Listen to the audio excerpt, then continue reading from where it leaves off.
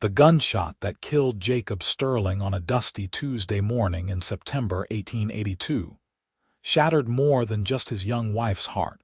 It shattered every expectation she'd had for the life they were building together in Oro Grande, New Mexico.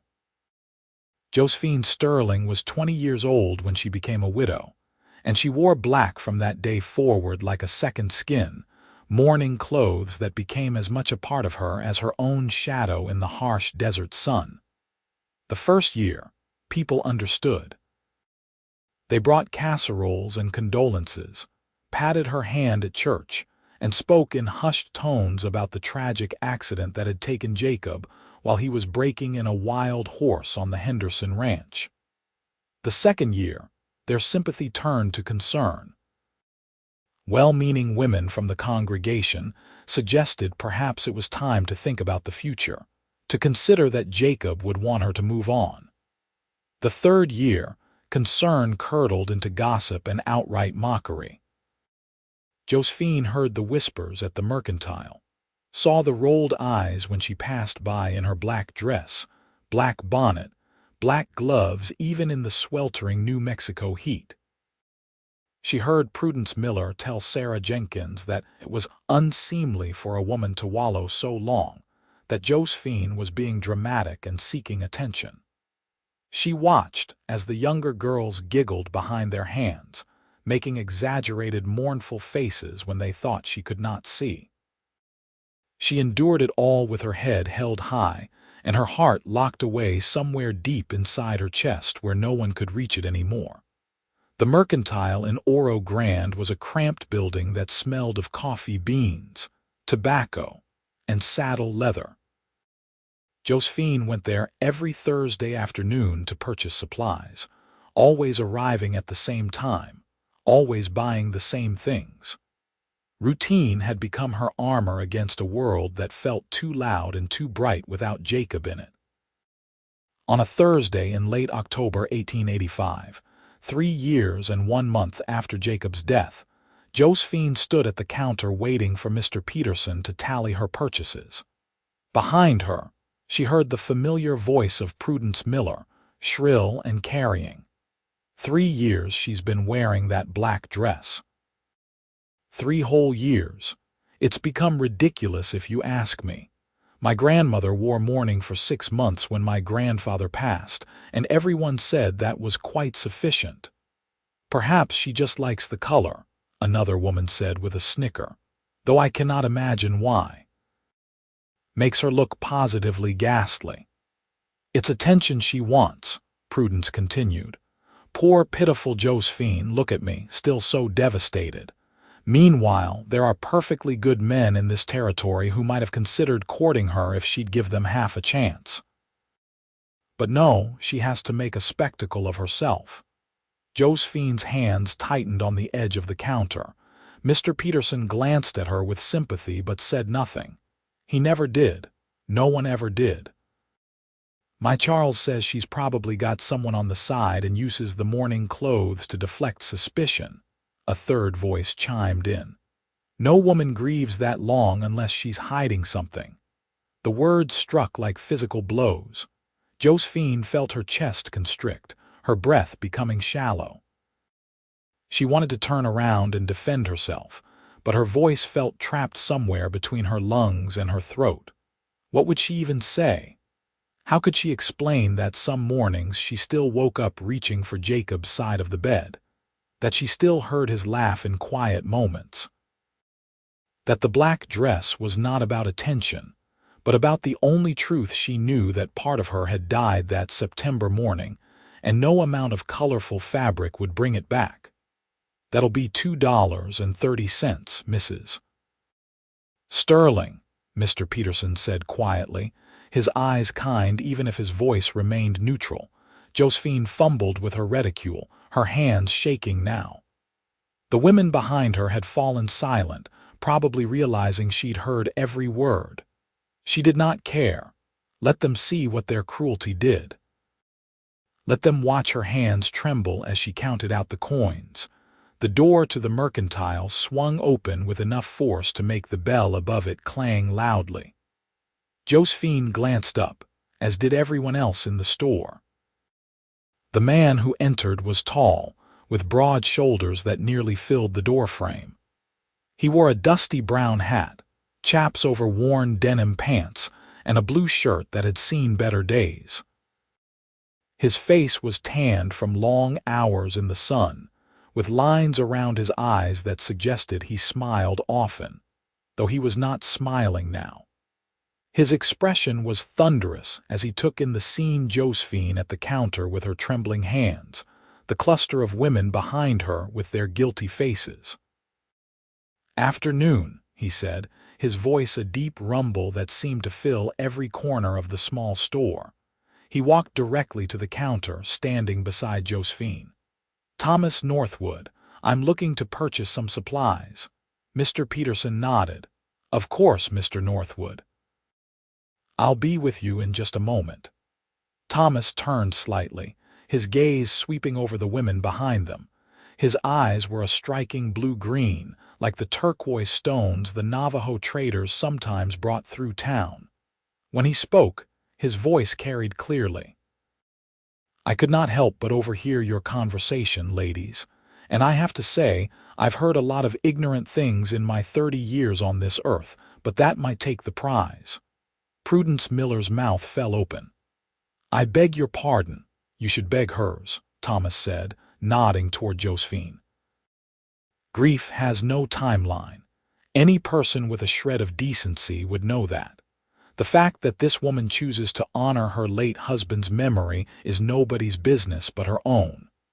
The fact that you would mock her for it says a lot more about your character than it does about hers." The silence that followed was absolute.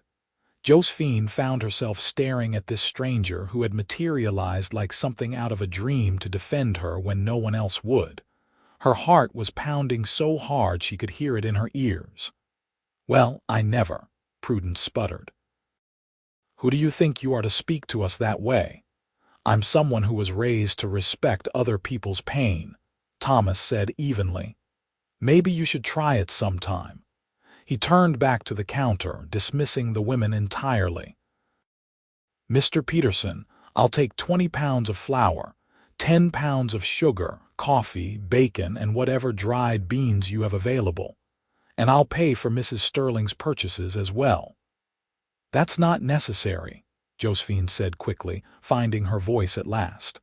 It came out smaller than she intended. "I can pay for my own things." Thomas looked at her directly for the first time, and something in his gaze made her breath catch. There was kindness there, yes, but also understanding, a recognition of pain that went beyond mere sympathy. "I know you can," he said gently. "But please, let me do this. Consider it an apology on behalf of folks who forgot their manners." Behind them, Josephine heard the rustling of skirts as the women made hasty exits from the mercantile. She should have felt vindicated, but instead she just felt tired. So very tired. "Thank you," she whispered, "but I cannot accept charity." "It's not charity," Thomas said. "It's common decency. There's a difference." Mr. Peterson was watching them both with interest now, his weathered face thoughtful. "You new to Oro Grande, Mr. Northwood? Just arrived this morning." "I'll be working on the Maxwell Ranch. They needed an experienced ranch hand, and I needed a change of scenery. Been drifting a bit since my father passed last year." "Your father?" Josephine said before she could stop herself. Thomas nodded, his expression softening with understanding. 6 months ago. Heart gave out while he was fixing a fence. He was only 53. People kept telling me I should be over it by now, that 6 months was plenty of time to grieve. But some days it hits me just as hard as the day it happened." The words hung in the air between them, a bridge of shared understanding. Josephine felt something crack open inside her chest, something that had been sealed tight for 3 years. This stranger understood. He actually understood. "I'm sorry for your loss," she said, and meant it with every fiber of her being. "And I'm sorry for yours," Thomas replied. However long ago it was, whatever people say, your grief is valid. Don't let anyone tell you otherwise. Mr. Peterson cleared his throat. Well then, let me get those supplies tallied up for you, Mr. Northwood. Josephine gathered her purchases, but her hands were steadier now. As she turned to leave, Thomas touched the brim of his hat in a respectful gesture. Madam, he said simply. She nodded in return, not trusting herself to speak. As she stepped out into the bright afternoon sun, she realized something remarkable for the first time in months. She did not feel quite so alone. The days that followed brought an unexpected change to Josephine's carefully ordered existence. She continued her routines, tending her small garden, taking in sewing and mending to supplement the modest savings Jacob had left her, attending church on Sundays. But now she found herself watching for a tall figure in a dusty brown hat, wondering if she might see the stranger who had defended her again. She did not have to wonder long. The Maxwell Ranch was only 3 miles outside of town, and ranch hands came into Oro Grande regularly for supplies, entertainment, and human company. Thomas Northwood appeared in town the following Saturday, riding a handsome bay mare with a white blaze on her face. Josephine was sweeping the porch of her small house when she saw him ride past. He noticed her and tipped his hat with a smile that transformed his entire face. She found herself lifting her hand in a small wave before she could think better of it. To her surprise, he guided his horse to her white picket fence and dismounted. "Good morning, Mrs. Sterling," he called. "Fine day, is it not?" "Good morning, Mr. Northwood," she replied, suddenly very aware of how she must look in her worn black dress with her hair coming loose from its pins. "It is indeed. I wanted to apologize if I overstepped the other day at the mercantile," he said, looping his horse's reins over the fence post. "My mother always said my mouth got ahead of my good sense sometimes." "You did not overstep," Josephine assured him quickly. You were kind." "Not many people have been kind to me lately." Thomas's expression darkened slightly. "Then they're fools, all of them." A small, startled laugh escaped Josephine before she could stop it. She could not remember the last time she had laughed. The sound felt foreign in her own throat. "I've made you smile," Thomas said with evident pleasure. "That's something, at least." "It's been a while," Josephine admitted. Then, before she could lose her nerve, she added, "Would you like some lemonade? I made a fresh pitcher this morning." "I would be honored," Thomas said, and there was such genuine warmth in his voice that Josephine felt her cheeks flush. She invited him to sit on the porch while she went inside to fetch the lemonade and 2 glasses. Her hands were shaking again, but for an entirely different reason now. She looked around her small parlor with fresh eyes, seeing how sparse it had become. After Jacob died, she had packed away most of their belongings, unable to bear seeing his things scattered about. The house had become more of a shell than a home.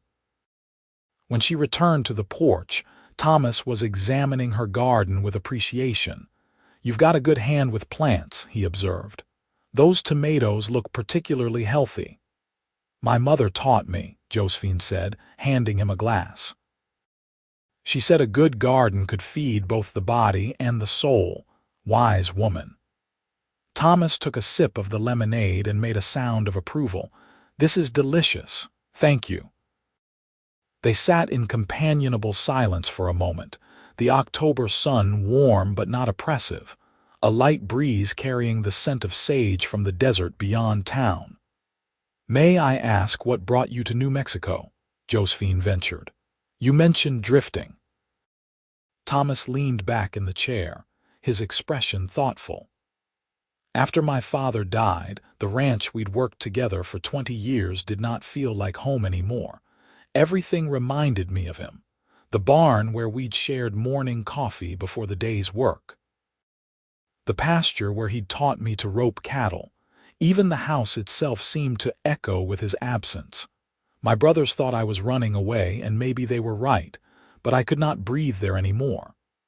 I understand that feeling, Josephine said softly. After Jacob died, I thought about leaving Oro Grande, going back east to my sister in Philadelphia. But then I realized it would not matter where I went. The grief would follow me. At least here I have the memories of the good times too, the house we fixed up together, the garden we planted, the church where we were married. How long were you married? Thomas asked gently. 2 years. We were so young. I was 18 when we wed, Jacob was 21. We met at a town social, and he asked me to dance 3 times in one evening. My mother said that was far too forward, but I thought it was romantic. A sad smile touched her lips.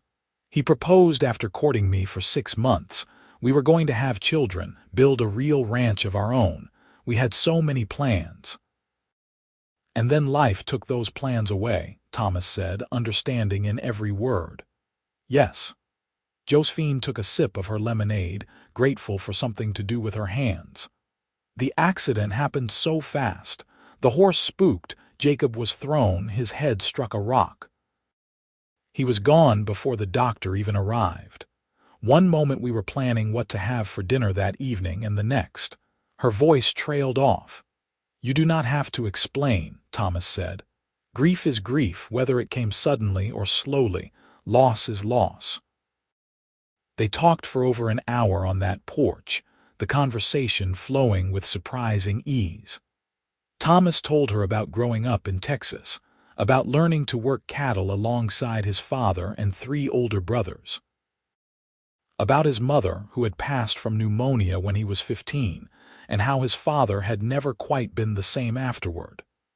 He wore his wedding ring until the day he died, Thomas said.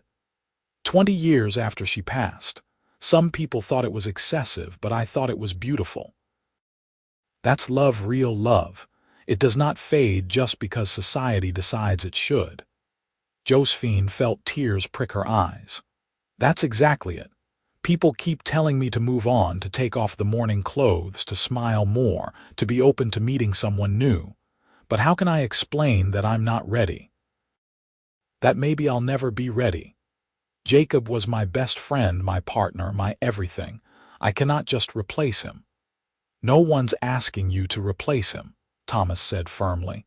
And anyone who thinks grief has a neat little expiration date has never truly lost someone they loved.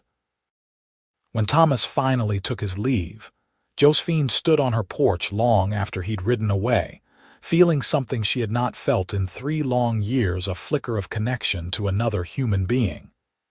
It was not romantic, not yet, but it was something. A tiny crack in the wall she'd built around her heart. The following Sunday, Josephine arrived at church to find the pews already filling with the usual congregation. She took her customary seat in the back, a habit she'd developed to avoid the pitying looks and whispered comments. But this Sunday, something was different. Thomas Northwood was there, sitting a few rows ahead with some of the other ranch hands from Maxwell's property. During the service, Josephine found her attention drifting to the back of his head, to the way his hair curled slightly at the nape of his neck, to the breadth of his shoulders under his Sunday coat. She chastised herself for the thoughts, feeling disloyal somehow, even though Jacob had been gone for 3 years. After the service, as people milled about outside exchanging pleasantries and catching up on the week's news, Thomas approached her with a smile. Mrs. Sterling, good to see you again. And you, Mr. Northwood, she replied, very aware of the curious glances being thrown their way. I was wondering, he said, then paused, seeming almost nervous. That is, I was hoping perhaps you might allow me to walk you home, if that would be appropriate. Josephine's heart skipped. The request was innocent enough. Her house was only a few blocks from the church, but she knew how it would look. She could already see Prudence Miller watching them with avid interest, probably composing her gossip for later. I would like that, she said, deciding she did not care what Prudence or anyone else thought. They walked slowly through the dusty streets of Oro Grande, the late October sun casting long shadows. Thomas did not offer his arm, understanding perhaps that such a gesture would be too forward, but he stayed close enough that she could feel his presence like a warm shield against the world. "How are you finding the Maxwell Ranch?" Josephine asked. "It's good work." "Hard work, but I've never minded that. The other hands are decent fellows and Mr. Maxwell is fair. I've got a small room in the bunkhouse, nothing fancy, but it's clean and dry. Better than sleeping under the stars, I imagine." "I've done plenty of that too," Thomas said with a chuckle. "And I have to say, a real bed wins every time, though there's something to be said for falling asleep under the night sky, listening to the coyotes sing." "Jacob and I did that once," Josephine said, surprised at herself for bringing him up so naturally. Usually, saying his name felt like pulling a knife from a wound. "We rode out into the desert on our first anniversary and camped beneath the stars. I was terrified of the wild animals, but he held me close and told me stories until I fell asleep." "He sounds like he was a good man," Thomas said simply. "He was." Josephine paused at the gate to her small yard. "Thank you for walking me home, Mr. Northwood." "Thomas, please, and you're very welcome, Mrs. Sterling." "Josephine," she offered quietly. "You may call me Josephine." His face lit up. "Josephine, that's a beautiful name." "My grandmother's name," she said. "My mother always hoped I would live up to it. I'm not sure I have." "I think you're doing just fine," Thomas said with such sincerity that Josephine felt warmth bloom in her chest. As October gave way to November, Thomas found reasons to come into town more frequently. He would stop by Josephine's house with small offerings, a string of fish he'd caught in the creek, wildflowers he'd picked during his lunch break, a book he thought she might enjoy. He never stayed long, never pushed for more than she was willing to give, but his steady presence became something Josephine looked forward to with increasing anticipation. The gossip, of course, intensified. At the Mercantile one afternoon, Josephine overheard Mrs. Jenkins telling another woman that it was scandalous how quickly Josephine had moved on, that she'd clearly been waiting for some man to come along and sweep her off her feet. "Still wearing that black dress, though," the other woman observed. "Sending mixed messages, if you ask me." Josephine bit her tongue and finished her shopping in silence. But that evening, when Thomas stopped by with a basket of apples from a tree on the Maxwell property, she found herself pouring out her frustration. "I cannot win," she said, pacing the small parlor while Thomas sat on the settee watching her with patient eyes. "When I kept to myself, they mocked me for wallowing in grief. Now that I've allowed you to visit, they say I've forgotten Jacob." As if friendship with another person somehow erases 3 years of mourning. "People will always talk," Thomas said quietly. "You could do everything perfectly and they'd still find something to criticize. The question is, do you care?" "I should not," Josephine admitted, sinking into the chair across from him. "I know I should not, but their words still hurt."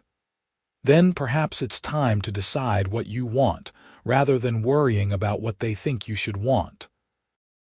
Josephine looked up at him, at this man who had come into her life like an unexpected gift. "What if I do not know what I want?" "Then we'll figure it out together," Thomas said. "No rush, no expectations, just honest friendship between two people who understand what it means to grieve." The sincerity in his voice made Josephine's eyes burn with unshed tears.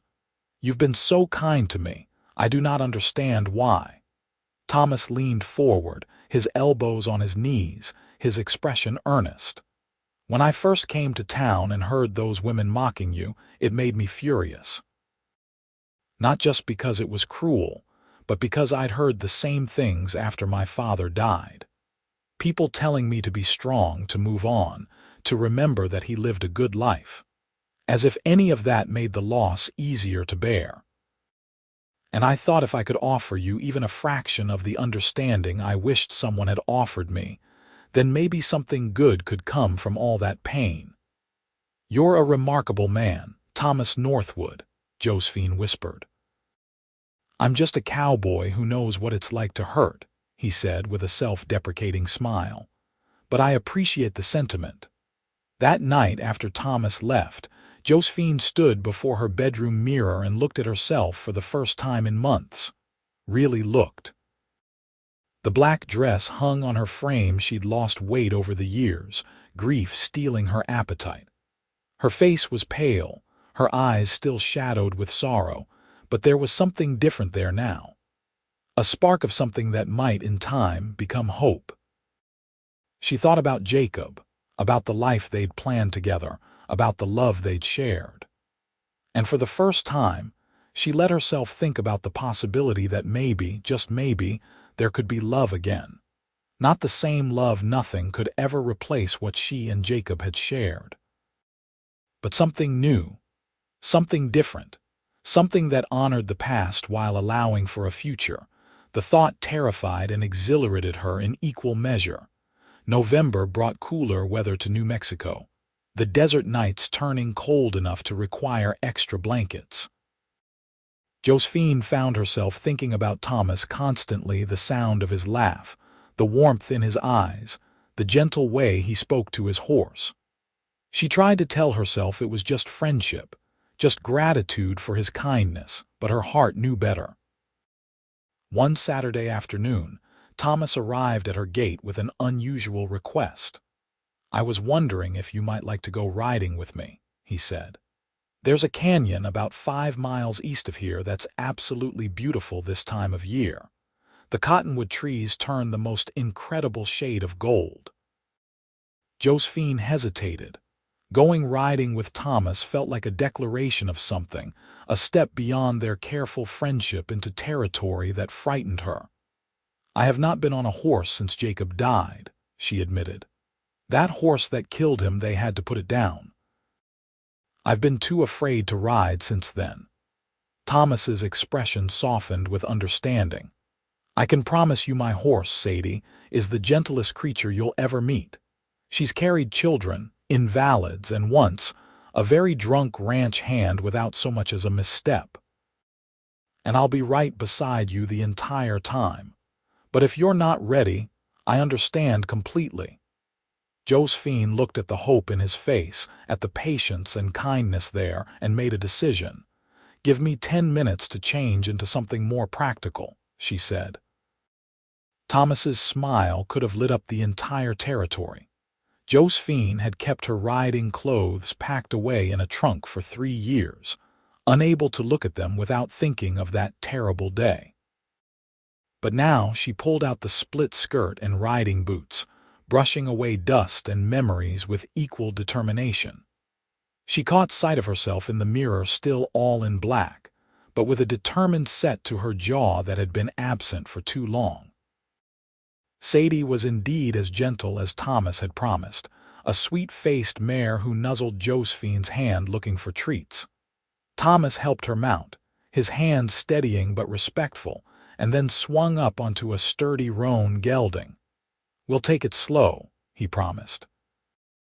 "Just say the word if you want to turn back." They rode out of town at an easy walk, Thomas keeping up a steady stream of conversation that helped distract Josephine from her nervousness. He told her about the cattle drive he'd been on last spring, about the time one of the bulls had chased him up a tree and he'd had to wait 3 hours for help, about the cook at the Maxwell Ranch who made the best biscuits west of the Mississippi. As they rode, Josephine found her tension easing. The rhythm of the horse beneath her felt familiar, comforting even. The desert landscape spread out around them in shades of rust and gold and endless blue sky. For the first time in 3 years, she felt something close to peace. The canyon Thomas had spoken of was indeed spectacular. The cottonwood trees lined a small creek, their leaves brilliant gold against the red rock walls. Thomas helped her dismount, and they walked along the creek bank, the sound of running water musical in the quiet afternoon. "This is beautiful," Josephine breathed. "How did you find this place?" "One of the other ranch hands showed it to me. Said it's where he comes when he needs to think. I can see why." They sat on a large flat rock near the water's edge, their horses grazing contentedly nearby. The sun was warm on Josephine's face, and she closed her eyes, letting herself simply feel the warmth, the breeze, the solid presence of Thomas beside her. "Thank you for bringing me here," she said softly. "I did not realize how much I needed this. To get away from town, from the gossip, from everything. Sometimes we need to step outside our grief to see it clearly," Thomas said. "That does not mean forgetting, it just means breathing." Josephine opened her eyes and looked at him. "When did you become so wise?" "I'm not wise. I'm just someone who stumbled through his own grief and come out the other side mostly intact." He paused, then added quietly, "Josephine, I want you to know I'm not trying to replace Jacob. I could never do that, and I would never want to. But I care about you. More than I probably should, given how recently we met. And if there's any chance that you might, in time, come to care for me too, I want you to know I'm willing to wait. However long it takes." Josephine's breath caught in her throat. The declaration hung between them, vulnerable and honest and terrifying. "I'm still wearing mourning clothes," she whispered, gesturing to her black dress. "I know. People already talk. If there was something between us, the gossip would be unbearable. I know that too. I'm not sure I know how to love anyone again. I'm not sure I remember how." Thomas reached out slowly, giving her time to pull away, and took her hand in his. His palm was calloused from hard work, warm and solid and real. "Then we'll figure it out together," he said. "No rush, no pressure. Just two people who understand each other, taking things one day at a time." Josephine looked down at their joined hands. She should pull away, should maintain the careful distance she'd kept for 3 years. But she did not want to. For the first time since Jacob's death, she wanted to step forward instead of staying frozen in place. "I do care for you," she admitted, the words barely audible. "It frightens me how much I care. I feel like I'm betraying Jacob's memory." "Love is not finite," Thomas said gently. "Having room in your heart for someone new does not diminish what you had before. Jacob will always be part of your story, Josephine. No one's asking you to erase him." A tear slipped down Josephine's cheek, and then another. Thomas squeezed her hand but did not try to stop her tears, understanding that sometimes grief needed to flow like the creek beside them, natural and necessary and cleansing. They sat together in the golden afternoon light, hands clasped, while Josephine cried for Jacob and for the years of loneliness and for the terrifying, beautiful possibility of opening her heart again. And through it all, Thomas stayed beside her, steady as a rock, patient as the desert itself. When her tears finally subsided, Josephine wiped her eyes with her free hand, a watery laugh escaping her. "I must look a mess," she said. "You look human," Thomas replied. "And that's more beautiful than any perfect facade." The ride back to town was quiet but companionable. As they approached Josephine's house, she found herself reluctant for the day to end. "Would you like to stay for supper?" she asked, surprising herself with the offer.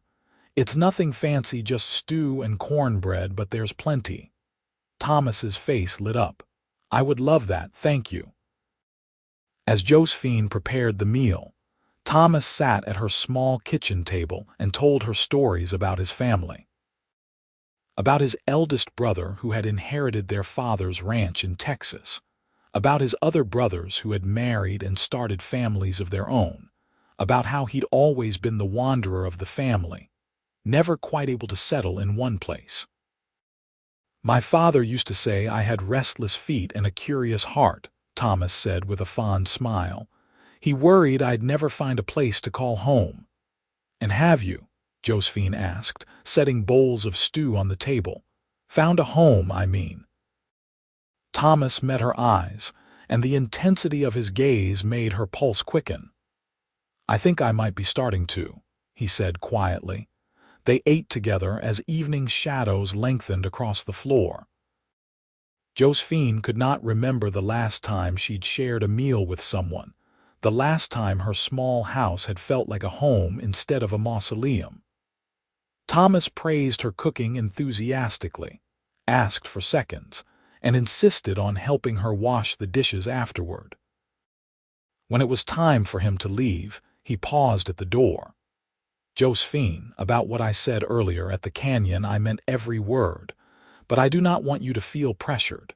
If you need more time, or if you decide you're not ready for anything beyond friendship, I'll understand.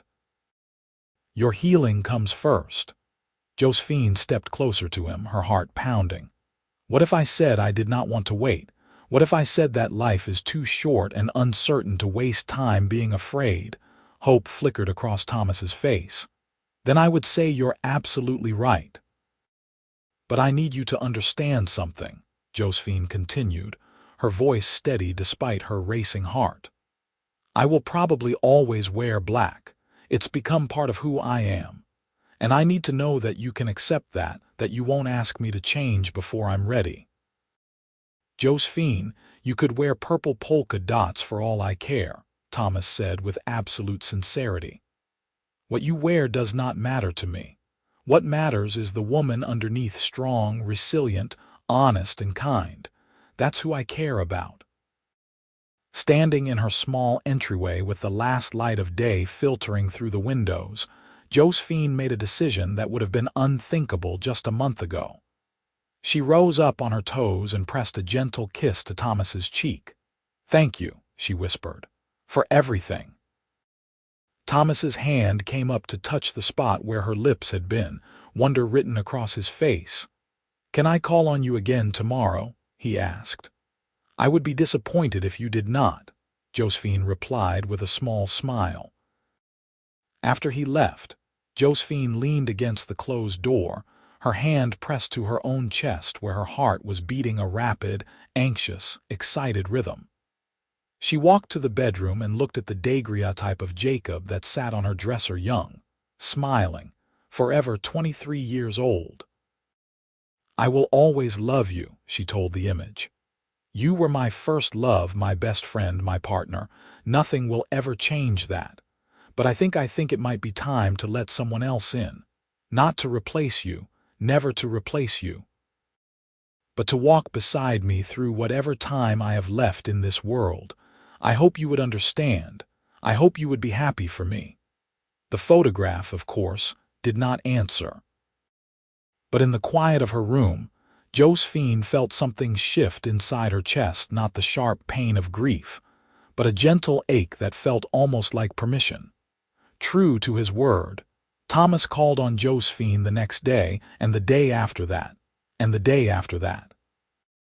Their courtship, if it could be called that, was unlike anything Oro Grande had seen before. Thomas never pushed, never demanded more than Josephine was willing to give. Some days they simply sat on her porch and talked. Other days they went for rides into the desert or walked through town together, heads held high despite the whispers. The gossip reached a fever pitch. Prudence Miller declared it scandalous that Josephine would carry on with a man while still in mourning clothes. The pastor's wife suggested perhaps it was time for Josephine to show proper respect for propriety.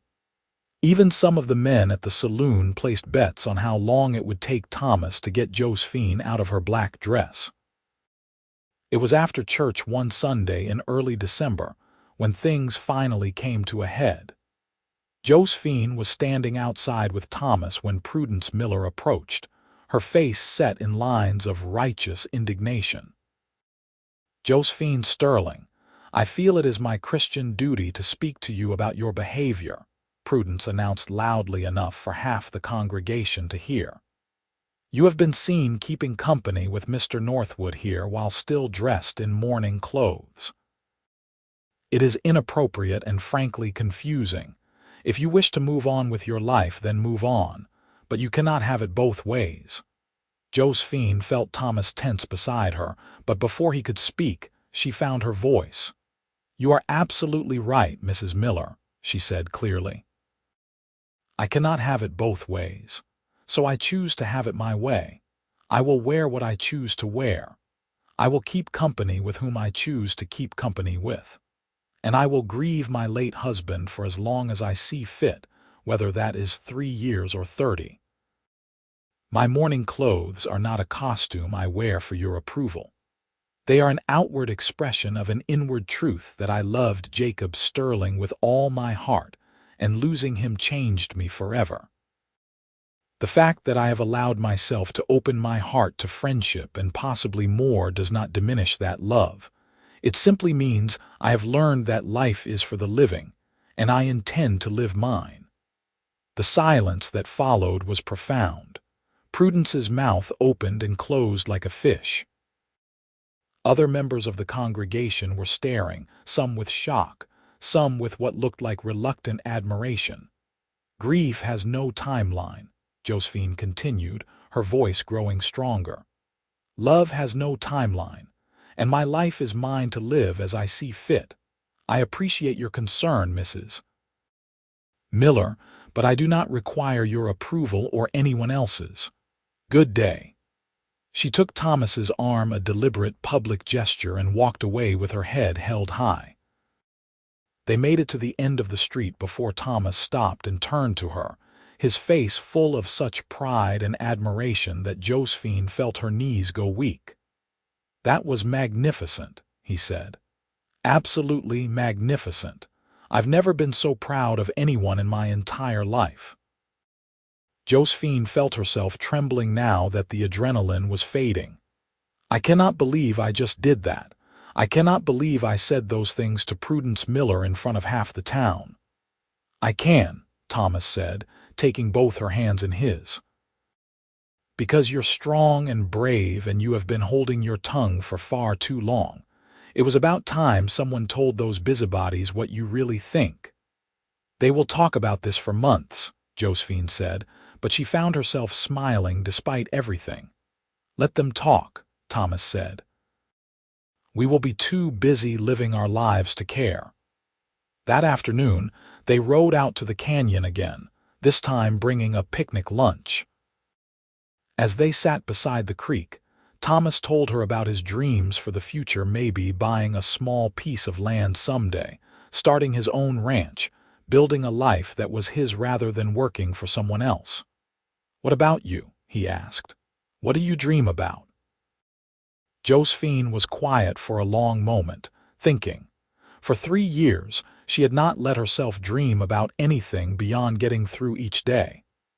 "I dream about feeling fully alive again," she finally said. "About waking up in the morning and not having that moment of forgetfulness before I remember Jacob is gone.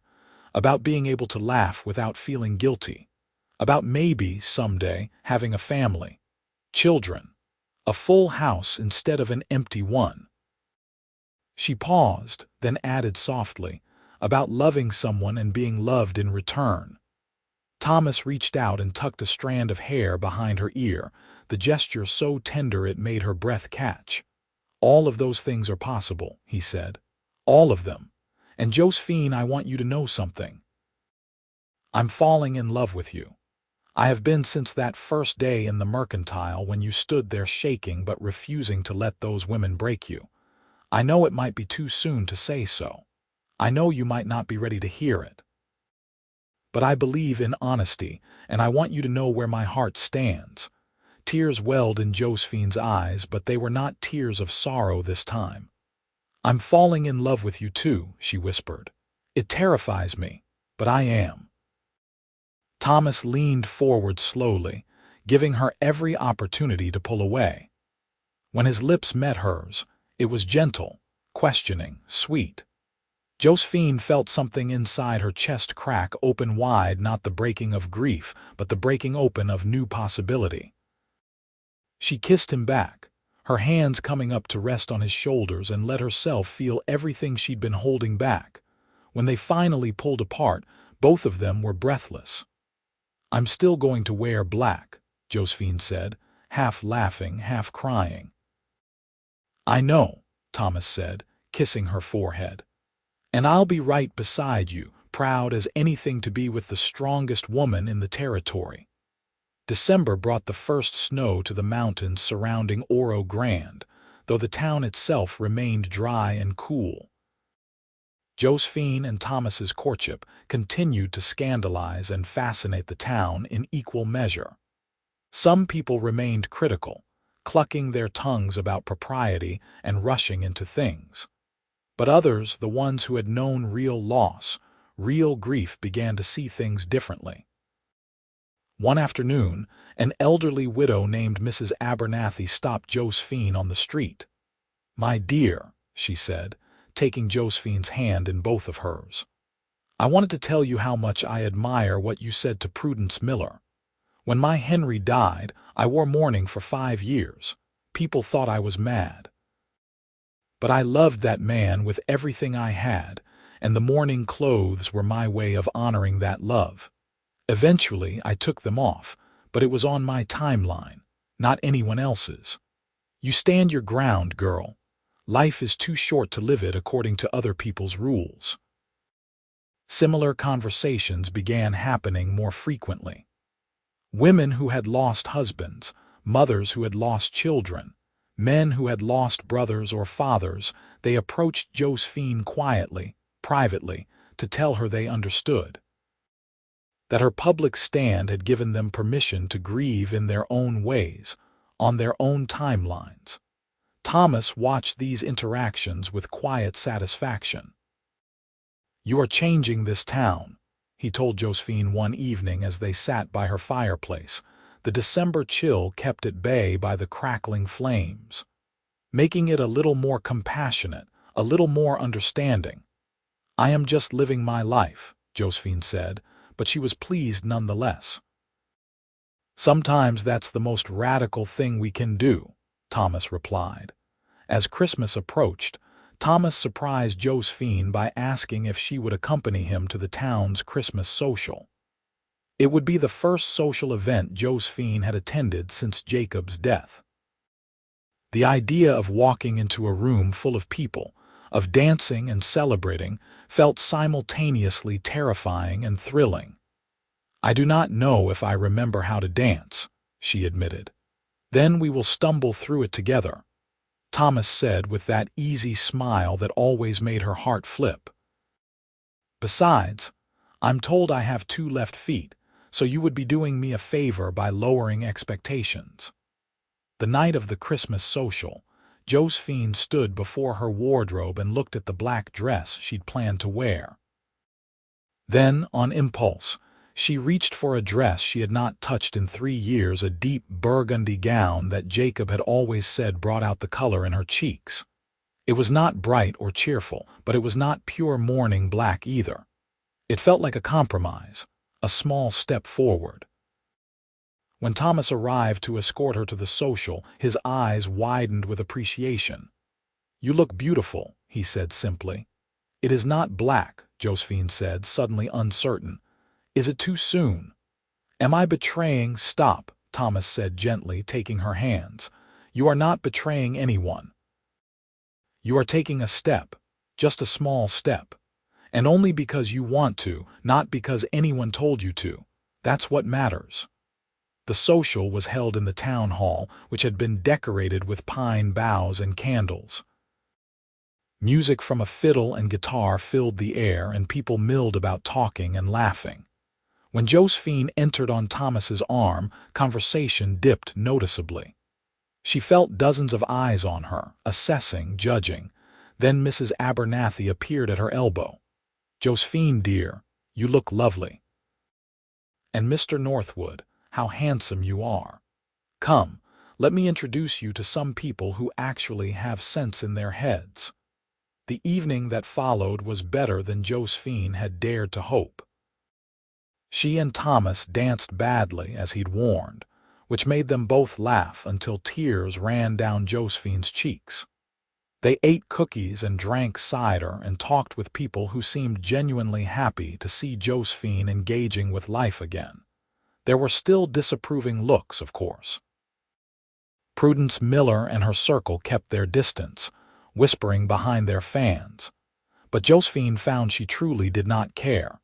She was too busy feeling the warmth of Thomas's hand on her waist as they danced, too busy laughing at his terrible jokes, too busy feeling alive. Near the end of the evening, as they stood on the edge of the dance floor catching their breath, Thomas leaned down to speak softly in her ear.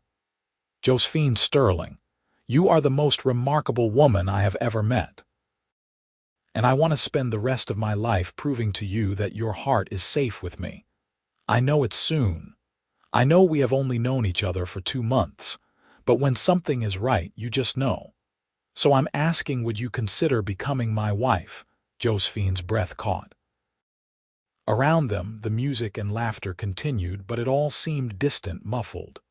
There was only Thomas, looking at her with such hope and love and patience in his eyes. "I want to say yes," she whispered, "but Thomas, I need you to understand what you would be taking on. I still have moments where grief overwhelms me, days where I wake up crying for no reason I can explain. I still talk to Jacob sometimes in my head, telling him about my day. I might never fully take off the mourning clothes. I might always carry this sadness somewhere inside me. Are you sure you want that? Are you sure you want me with all my broken pieces?" Thomas cupped her face gently in his hands. "Josephine, you are not broken. You are a woman who loved deeply and lost terribly and had the courage to keep living anyway. Those are not broken pieces, that's strength. That's resilience. And yes, I want all of it. I want the laughter and the tears, the good days and the hard ones. I want to be the person you talk to about Jacob because he was important to you, which makes him important to me. I want to build a life with you that honors your past while creating new memories for the future. So yes, I am absolutely sure." Tears were streaming down Josephine's face now, but she was smiling through them. "Then yes, yes, I will marry you." Thomas let out a whoop of joy that turned heads all across the dance floor. He swept Josephine into his arms and spun her around, both of them laughing like children. When he set her down, he kissed her soundly, right there in front of everyone, and Josephine kissed him back with all the hope and fear and love in her heart. The news of their engagement spread through Oro Grande like wildfire. Reactions were mixed, as expected. Some people were genuinely happy for them. Others thought it was too soon, that Josephine had not shown proper respect for her late husband's memory. Prudence Miller declared the whole thing indecent and predicted the marriage would end in disaster. Josephine found she could smile at the criticism now. She had Thomas by her side, she had rediscovered joy, and she had learned the most important lesson of all, that she was strong enough to live her life on her own terms. They decided on a simple wedding in February, giving themselves 2 months to prepare. Thomas moved some of his belongings into Josephine's small house, though he kept his room at the ranch bunkhouse for propriety's sake until after the wedding. They spent their evenings planning their future, where they might buy land, what kind of house they would build, how many children they wanted. "At least 3, Thomas said one evening, his eyes twinkling. "Maybe 4. I come from a big family and I loved it." 3 or 4 sounds perfect, Josephine agreed, allowing herself to imagine it a house full of noise and laughter and life. Children with Thomas's eyes and her smile. One snowy January evening, Thomas found Josephine in her small parlor, looking at the daguerreotype of Jacob. "Are you all right?" he asked gently, settling beside her on the settee. "I was just thinking," Josephine said softly, "about how strange life is, how we make plans and the universe laughs at them. Jacob and I plan to grow old together, to build a ranch, to have children, All those plans died with him. And for 3 years I thought that meant my life was over too, that I would spend the rest of my days as a ghost, going through the motions but never really living. She turned to look at Thomas, taking his hand. But then you came along. And slowly, carefully, you showed me that it was possible to honor the past while still moving toward the future. You never asked me to forget Jacob or to stop grieving. You just asked me to let you walk beside me, and that made all the difference. Jacob will always be part of your story, Thomas said, and I'm grateful to him in a way. He loved you, and that love shaped you into the woman you are today, the woman I fell in love with. You think he would approve? Josephine asked. Of us, I mean, of me moving on. Thomas was quiet for a moment, considering. I think any man who truly loved you would want you to be happy, and I think he would be grateful that someone was here to take care of his widow, to make sure you did not spend the rest of your life alone. Josephine leaned her head on Thomas's shoulder, feeling the rightness of it. I'm going to keep his photograph, she said. I hope that does not bother you. Not at all, Thomas assured her. He deserves to be remembered, and if we have children someday, they should know about him too. About the man who loved their mother first.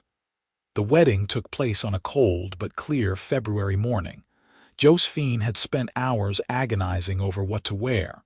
A white dress felt wrong, too innocent, too bridal for a woman who had already been married. But pure black felt wrong too much like she was mourning on what should be a happy day. In the end, she compromised again, choosing a dress of deep gray silk with black lace trim. It was beautiful and elegant, acknowledging her past while stepping toward her future.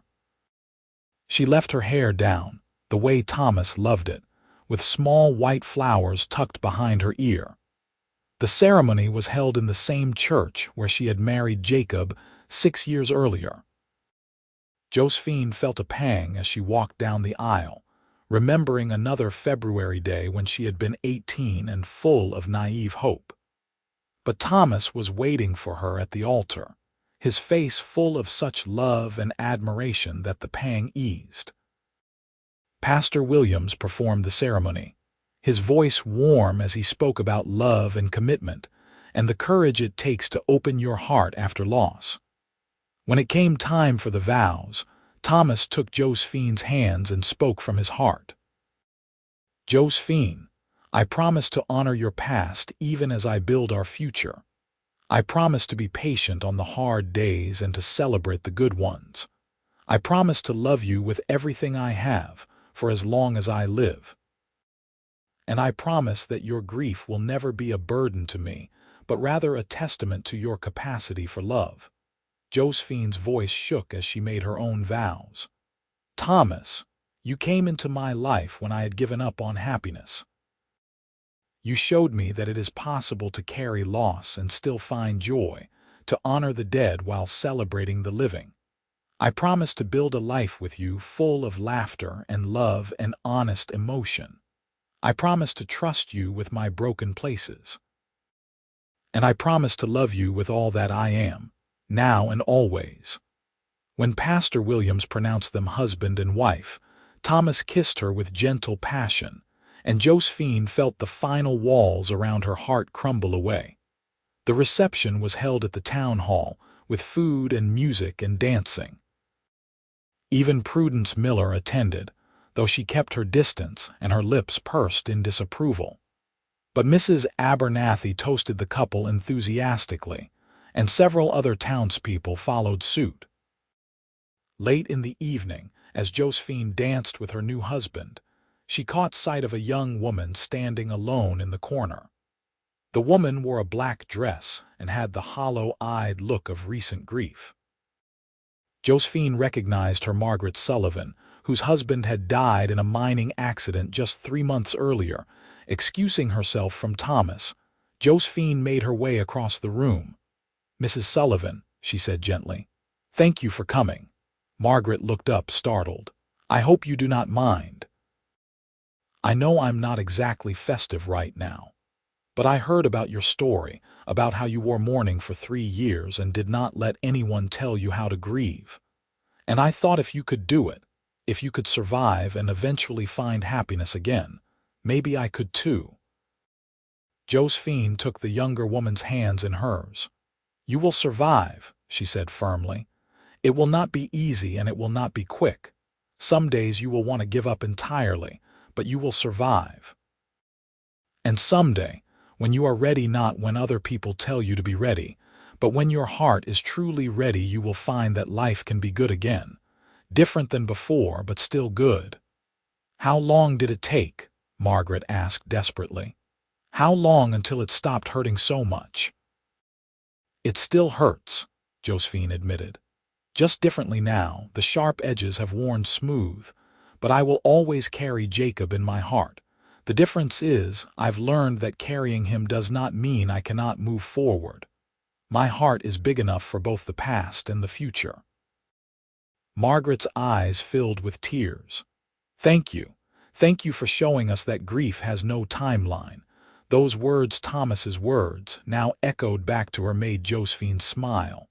She squeezed Margaret's hands once more before returning to her husband's side. "What was that about?" Thomas asked, pulling her close as the music started up again.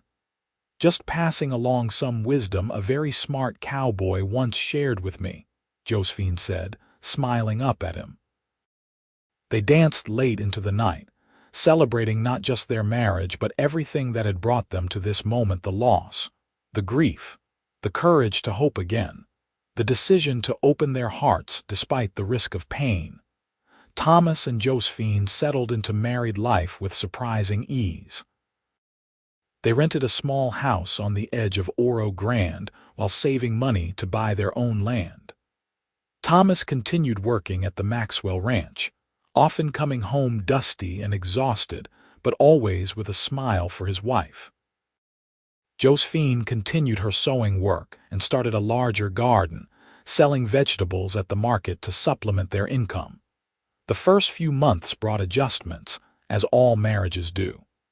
There were moments when Josephine would cry for seemingly no reason, grief rising up unexpectedly. True to his word, Thomas never made her feel bad about these moments. He simply held her, let her cry, and was there when she was ready to talk about it or move forward.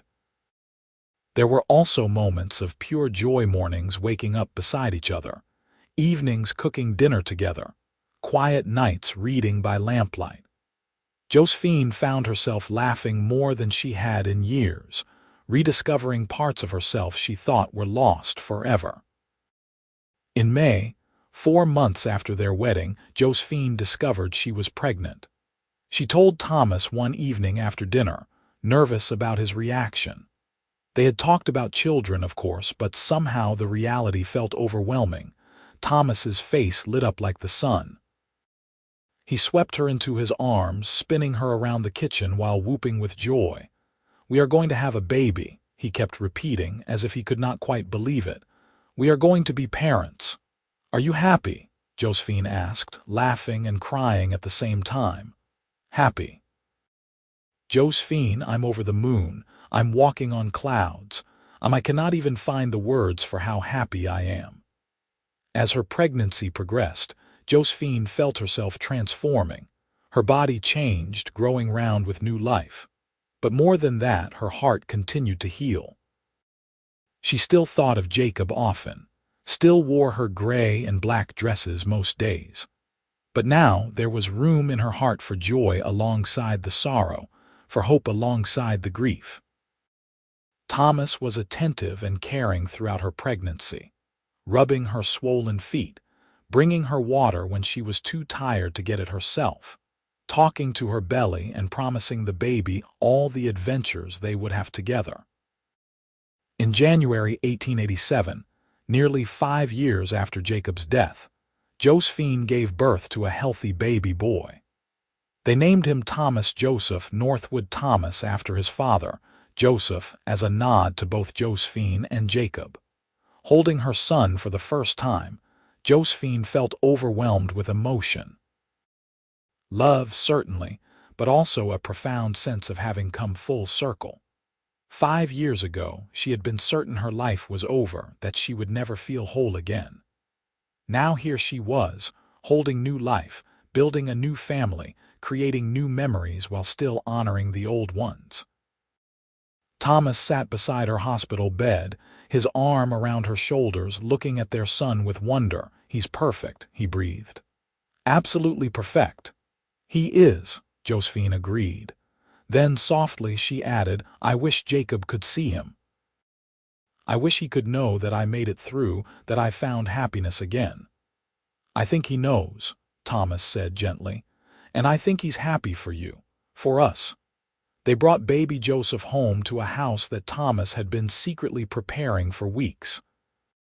He had painted the small second bedroom, built a cradle with his own hands, and filled the drawers with tiny clothes that seemed impossibly small. Josephine's days became filled with the beautiful chaos of new motherhood feedings and diaper changes, sleepless nights and moments of perfect peace watching her son sleep. Thomas was a devoted father, coming home from the ranch and immediately taking the baby so Josephine could rest.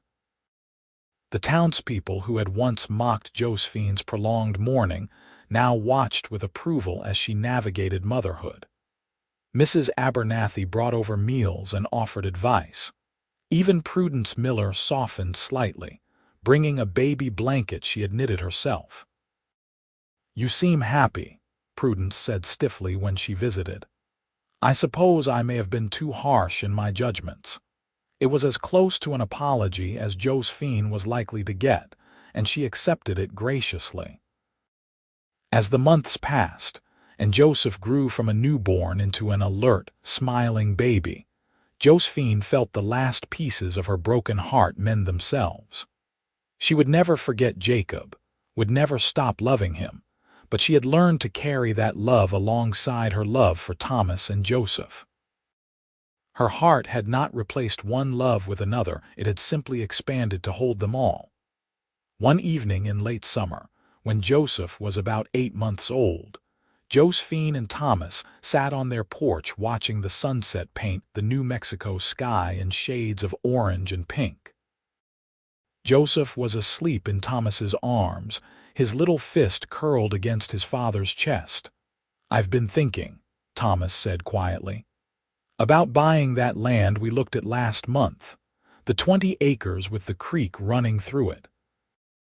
With my savings and what you have put aside from your sewing, we have enough for a down payment.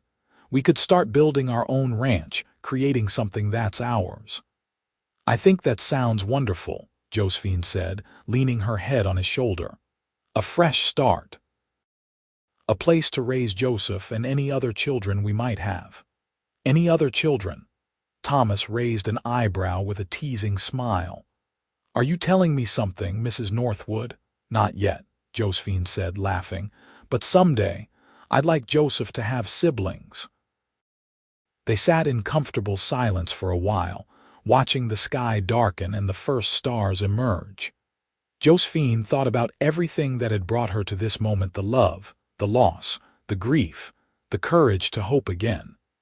It had been a long and painful journey, but she would not change it. Every step had been necessary to bring her here, to this porch with this man, holding this child, looking toward a future bright with possibility. "Thomas," she said softly, "thank you." "For what?" "For telling those women at the mercantile that grief has no timeline. For defending me when no one else would. For being patient with my healing. For showing me that it's possible to honor the past while building a future. For loving me, broken pieces and all." Thomas shifted the sleeping baby to one arm and wrapped the other around Josephine, pulling her close. "You were never broken," he said firmly. "You were grieving, which is different. And yes, grief has no timeline, but love does not either. I loved you from the moment I saw you standing in that mercantile with your head held high despite the cruelty around you. I loved you through every tear, every moment of doubt, every step forward and backward, and I will love you until the day I die and probably beyond that too." Josephine turned her face up to his and kissed him, soft and sweet and full of promise. "I love you too, so very much." They purchased the land that fall and began the slow process of building their ranch. It took 2 years of hard work, saving money and careful planning, but gradually their dream took shape. Thomas and some of the men from the Maxwell Ranch built a small but sturdy house with 3 bedrooms, a big kitchen, and a wide front porch perfect for watching sunsets. They acquired cattle, horses, and chickens. Josephine planted an extensive garden and fruit trees that would take years to mature, but would someday provide abundant harvests. In the spring of 1889, their second child was born, a daughter they named Sarah Rose. She had Thomas's blue-green eyes and Josephine's dark hair, and she was a calm, easy baby compared to the energy Joseph was already displaying. Life on the ranch was hard work but deeply satisfying. Thomas managed the cattle and horses while Josephine handled the household, the garden, and their growing family. They hired a young ranch hand named Miguel to help with the heavier work, paying him fair wages and treating him with respect that was unfortunately rare in that time and place. Joseph grew into a bright, curious boy who followed his father everywhere, already talking about being a rancher like Papa. Sarah was more thoughtful, content to sit with her mother and watch the world with serious eyes. On the 7th anniversary of Jacob's death, September 1889, Josephine woke early and slipped out of bed without waking Thomas. She walked to the small family cemetery they had established on their property, where they had moved Jacob's marker from the town cemetery. It stood beneath a large cottonwood tree, simple but dignified. Josephine knelt beside the marker, tracing the letters of Jacob's name with her fingers. "I wanted you to know," she said softly, "that I'm happy. I never thought I would be able to say that again, but I am. Thomas is a good man, Jacob. He's kind and patient, and he loves me deeply. And we have 2 beautiful children, Joseph, who has your spirit of adventure, and Sarah, who is gentle and thoughtful. I think you would like them. I think you would like Thomas too." She sat in silence for a while, listening to the morning birds and feeling the cool breeze on her face. "I still love you," she continued. "I want you to know that.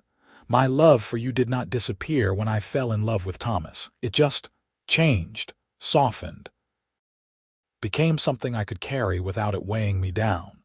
You'll always be my first love, Jacob. The boy who asked me to dance 3 times in one evening. The man who made me laugh and dream and believe in happy endings. Thank you for that. Thank you for loving me and giving me 2 beautiful years. I'm sorry they were all we got, but I'm grateful for them nonetheless." She stood, brushing off her skirt. She was wearing a blue dress today, not black or gray, but actual color. It had taken her 7 years to feel ready for that step, but when she had put it on this morning, it had felt right. Like a chrysalis finally opening. "Goodbye, Jacob," she whispered. "Rest well. I'll come visit again, but I think I'm ready to stop living in the past. I'll always remember you, always honor you, but my life is here now. With Thomas and Joseph and Sarah and whatever future we're building together." As she walked back to the house, she saw Thomas standing on the porch with Sarah on his hip and Joseph clinging to his leg. Her family, her present and her future. The sight filled her heart to overflowing. "Everything all right?" Thomas called. "Everything is perfect," Josephine called back, meaning it with every fiber of her being. The years that followed were full of the ordinary magic of family life. Thomas and Josephine's ranch prospered modestly. They would never be wealthy, but they had enough. They added a 3rd child in 1891, another boy they named Daniel, who had his father's easy laugh and his mother's determination. Josephine became known in the area not just as a rancher's wife, but as someone people came to when they were grieving. Word had spread about her story, the widow who had worn mourning for years, who had been mocked but stood firm, who had found love again without betraying her past. People who had lost loved ones sought her out, finding comfort in talking to someone who truly understood that grief had no timeline, that healing could not be rushed. She never turned anyone away. She shared her story honestly, including the pain and the doubt and the slow, difficult process of learning to live again. She told them about Thomas's words that first day in the mercantile, words that had become a sort of motto for her. Grief has no timeline. People will try to rush you, she would tell them. They'll say it's been long enough, that you should move on, that your loved one would want you to be happy. And maybe that's true, maybe they would want you to be happy, but happiness cannot be forced. It has to come in its own time, at its own pace. Honor your grief. Sit with it. Let it transform you. And when you're ready, when your heart is truly ready, you'll find that life can be beautiful again. Different than before, but beautiful nonetheless. Thomas supported her in this work, understanding that it was her way of making meaning from her loss. He never complained when people showed up at their door in the middle of dinner, or when Josephine spent hours talking to a grieving widow in town. He simply took over with the children, made extra food, and waited patiently for his wife to return. In 1895, when Josephine was 33 years old and had been married to Thomas for 8 years, they sat on their porch one evening after putting the children to bed. It had become their ritual, this quiet time together at the end of the day, watching the stars emerge and talking about everything and nothing. "I've been thinking about the past," Josephine said, her hand in Thomas's, "about how different my life turned out from what I planned. When I married Jacob, I thought I had everything figured out. We would grow old together, build a ranch, have children. Then he died and all those plans died with him. For so long I thought that meant my life was over too. But it was not," Thomas said gently. "No, it was not. It took me 3 years to see that, and it took you walking into that mercantile and defending me to start the process of healing. But eventually, I learned that life can hold multiple truths at once. I can love Jacob and also love you. I can grieve what I lost and also celebrate what I found.